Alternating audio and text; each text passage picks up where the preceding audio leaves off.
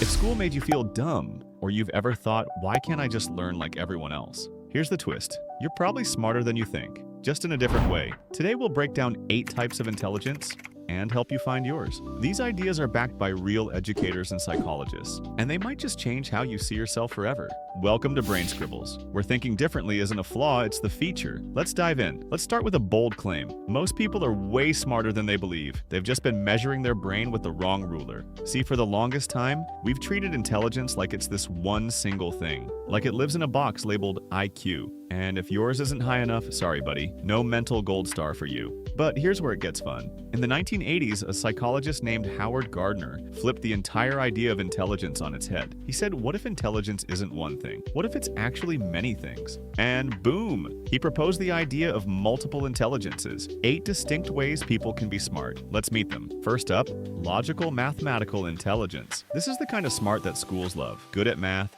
patterns, puzzles, solving problems with formulas. If you were the kid who finished your math test early and then started correcting your neighbor's answers, congrats, this one's you. But maybe that's not your lane. Maybe you're more into linguistic intelligence. You love words, reading, writing, rhyming, storytelling. You remember what people say word for word. You could probably write an angry email and make it sound like Shakespeare with a grudge. And then there's the intelligence that gets 0 love on report cards.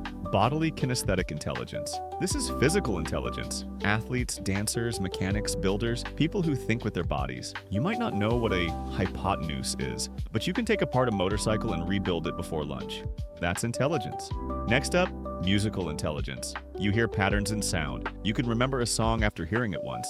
You tap your pencil like it's a drumstick and drive your classmates slowly insane. If your brain has a built-in Spotify playlist, it's probably this one. Then there's visual spatial intelligence. This is the mind of an artist, a designer, an architect, or anyone who sees in 3D. You think in pictures. You can rotate objects in your mind. You could assemble IKEA furniture just by looking at the parts. Meanwhile, some people are naturally wired with interpersonal intelligence. They just get people. They read faces, body language, tone of voice. They walk into a room and instantly pick up the emotional temperature. It's like having emotional Wi-Fi. And on the flip side, we've got intrapersonal intelligence. These folks are deeply self-aware. They understand their own emotions, motivations, and thoughts. They're the kind of person who journals unironically and then rereads it like it's a user manual for their soul. And finally, yes, there's one more.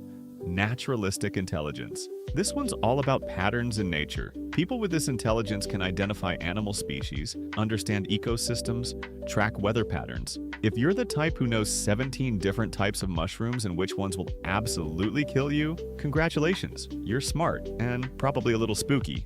Now here's the wild part. Most people have a mix of these. You're not just one kind of smart. You might have 2, 3, or 4 of these intelligences quietly powering your brain behind the scenes. Guess what? School usually only rewards 2 of them: logical, mathematical, and linguistic. If you don't excel in those, you're labeled average at best, or lazy, distracted, difficult. It's like judging a fish by how well it climbs a tree. And here's the thing, this narrow view of intelligence, it doesn't just mess with your grades, it messes with your confidence. You grow up thinking, I'm not smart enough, I'm not good at learning, when really you were just never taught in a way your brain understands. Let's take an example. Ever meet someone who dropped out of school, barely passed math, but then they started a business and now run a whole company? That's not luck, that's intelligence. Just not the test-taking kind. Or maybe you know someone who can't sit through a lecture, but they can fix a car, organize a team, or write music that makes people cry. That's intelligence. Or maybe it's you. Maybe you're the person who feels everything. You absorb other people's energy like a sponge. You can walk into a room and know something's off before anyone says a word. That's not sensitivity. That's a kind of genius. The problem is, when society doesn't see it, we stop seeing it in ourselves. And that's the real danger, because when people think they're not smart, they stop trying. They don't explore, they don't experiment. They stay small. But when you realize you are smart, just in a different way, it changes everything. You stop comparing, you stop hiding, you start leaning into your strengths, and that's when you actually start growing. So let me say this clearly. If school made you feel less than, if grades didn't match your potential, if you've ever doubted your intelligence because someone else seemed smarter, you've been lied to. Your brain might not work like theirs, but it works, and it's doing some incredible things, whether the system noticed or not. You might be the kind of smart that solves problems people haven't even thought of yet. You might be the kind of smart that makes others feel seen, heard, understood. You might be the kind of smart that builds, fixes, creates, connects, imagines, and none of those show up on a standardized test. So here's your mission. Find your strengths, lean into them, build on them. Stop waiting for someone to give you permission to be smart, because you already are.